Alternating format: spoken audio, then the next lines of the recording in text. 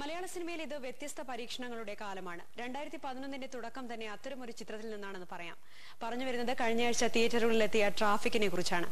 വൻ താരനിര അണിനിരക്കുന്ന ചിത്രത്തിൽ വളരെ നല്ലൊരു വേഷം മലയാളികളുടെ പ്രിയ നായകൻ കുഞ്ചാക്കോ ബോബനും അവതരിപ്പിച്ചിരിക്കുന്നു.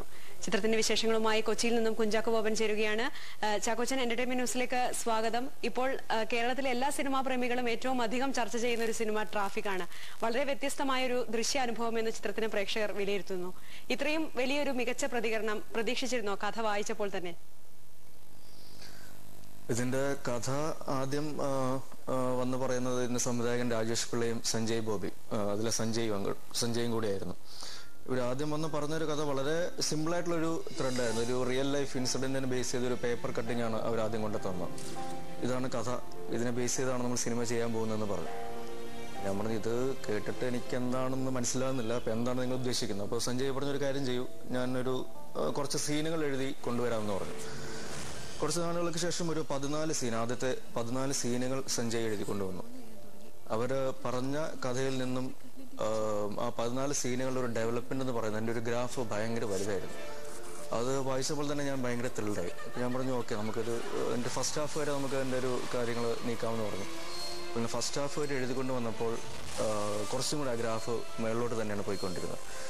പിന്നീട് സെക്കൻഡ് ഹാഫ് ഫസ്റ്റ് ഹാഫിനേക്കാളും എത്രത്തോളം നന്നാക്കാൻ പറ്റുമെന്നതിനെ പറ്റി ഈ സംവിധായകനും സ്ക്രിപ്റ്റ് റൈറ്ററും എല്ലാവരും കൂടി ഇരുന്ന് ആലോചിച്ചു. ഒരുപാട് നാളത്തെ ഒരു എഫേർട്ടിന് ശേഷമാണ് വളരെ ടൈറ്റ് പാക്ഡ് ആയിട്ടുള്ള ഒരു ഫുൾ പ്രൂഫ് സ്ക്രിപ്റ്റ് എന്ന് തന്നെ നമുക്ക് പറയാവുന്ന രീതിയിലുള്ളൊരു സ്ക്രിപ്റ്റ് കൊണ്ടുവരുന്നത്. അത് വായിച്ചപ്പോൾ തന്നെ ഇതൊരു നല്ല സിനിമയായിരിക്കും എന്നുള്ളത് പൂർണ്ണമായിട്ടൊരു വിശ്വാസം ഉണ്ടായിരുന്നു. പിന്നെ കഴിഞ്ഞ വർഷങ്ങളുടെ അനുബന്ധമായിട്ട് എനിക്ക് തോന്നിയൊരു കാര്യം, നല്ല സിനിമകൾ, അത് ഏത് ജനസിൽപ്പെട്ട സിനിമകളാണെങ്കിലും, റൊമാൻസ് ആയാലും സെന്റിമെന്റ്സ് ആയാലും ആക്ഷൻ ആണെങ്കിലും ഹ്യൂമർ ആണെങ്കിലും ഏത് തലത്തിൽപ്പെട്ട സിനിമകളാണെങ്കിലും നല്ലൊരു സ്ക്രിപ്റ്റിംഗ് ഒരു ബാക്ക്ഡ്രോപ്പ് ഉണ്ടെങ്കിൽ, അതിൻ്റെ ഒരു അടിസ്ഥാനം ഉണ്ടെങ്കിൽ തീർച്ചയായിട്ടും അത് മലയാളികൾ സ്വീകരിക്കുന്ന ഒരു നല്ല പ്രവണത കഴിഞ്ഞ വർഷം തൊട്ട് നമ്മൾ കണ്ടു തുടങ്ങിയതാണ്. പ്രത്യേകിച്ച് കഴിഞ്ഞ റംസാൻ നാളിൽ റിലീസ് ചെയ്ത എല്ലാ സിനിമകളും, നല്ല സിനിമകൾ വിജയിക്കുന്ന ഒരു നല്ലൊരു അവസ്ഥ നമ്മൾ കണ്ടതാണ്.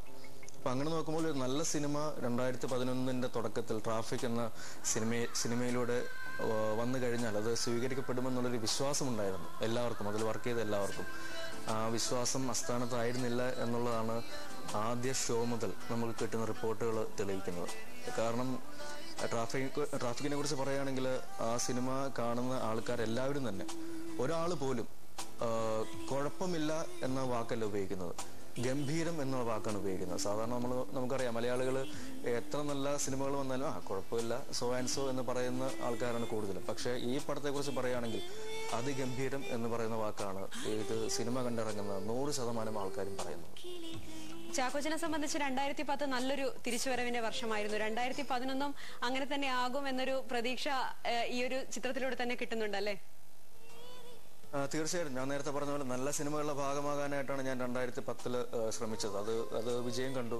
2011 കുറച്ചുകൂടെ നല്ല സിനിമകളുടെ ഭാഗമാകാനായിട്ടാണ് ഞാൻ ശ്രമിക്കുന്നത്. അതിന്റെ തുടക്കം എന്നുള്ള നിലയിൽ ശരിക്കും ട്രാഫിക് എന്ന് പറയുന്ന നല്ല സിനിമ, ആ നല്ല സിനിമയുടെ അതിനേക്കാൾ വലിയൊരു വിജയം, ഒരു നല്ല വിജയം എന്ന് പറയുന്നത് തീർച്ചയായിട്ടും 2011 എനിക്ക് തോന്നുന്നു മലയാള സിനിമയുടെ നമ്മൾ നഷ്ടപ്പെട്ടു പോയി എന്ന് പറയുന്ന ഒരു സുവർണ്ണ കാലഘട്ടത്തിന്റെ തിരിച്ചുവരവ്, അതിന്റെ ഒരു തുടക്കമാകാനായിട്ടാണ് എനിക്ക് തോന്നിയിട്ടുള്ളത്. അതിന്റെ ഭാഗമാകാൻ സാധിക്കുന്നത് വലിയൊരു സന്തോഷം തന്നെയാണ്. അതിൽ ഞാൻ അഭിമാനിക്കുകയും ചെയ്യുന്നു. ചാക്കോച്ചൻ, വൻ താരനിര ചിത്രത്തിൽ അണിനിരക്കുന്നുണ്ട്. പക്ഷേ കഥാപാത്രങ്ങൾക്ക് അപ്പുറത്തേക്ക് കഥയും അതിനെ അവതരിപ്പിച്ചൊരു രീതിയും തന്നെയല്ലേ ട്രാഫിക്കിന്റെ ഒരു വിജയ ഘടകമായി എടുത്തു പറയേണ്ടത്? ഇതിൽ ഏറ്റവും വലിയ താരമെന്ന് പറയുന്നത് ഇതിന്റെ സ്ക്രിപ്റ്റ് തന്നെയാണ്.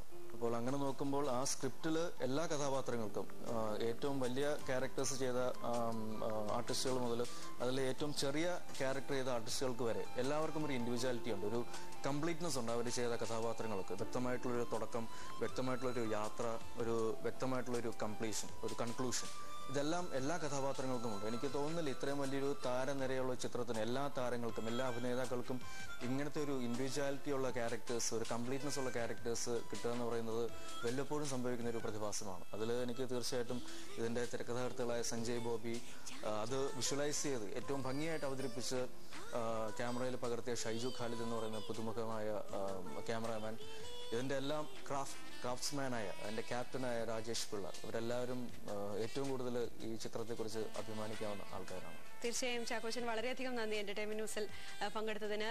നല്ല പ്രതികരണം നേടി അടുത്ത കാലത്തായി കോക്ടെയിൽ പാസഞ്ചർ തുടങ്ങിയ ചിത്രങ്ങൾക്ക് ചുവട് പിടിച്ച് തന്നെ നല്ലൊരു പരീക്ഷണ ചിത്രം, പുതുമയുള്ളൊരു ചിത്രം തിയേറ്ററുകളിൽ എത്തിയിരിക്കുകയാണ്. ട്രാഫിക്കിനും അണിയറ പ്രവർത്തകർക്കും എല്ലാ വിജയാശംസകളും ഒരിക്കൽ കൂടി നേരുന്നു. എന്റർടൈൻമെന്റ് ന്യൂസിൽ വന്നതിന് താങ്കൾക്ക് ഒരിക്കൽ കൂടി നന്ദി.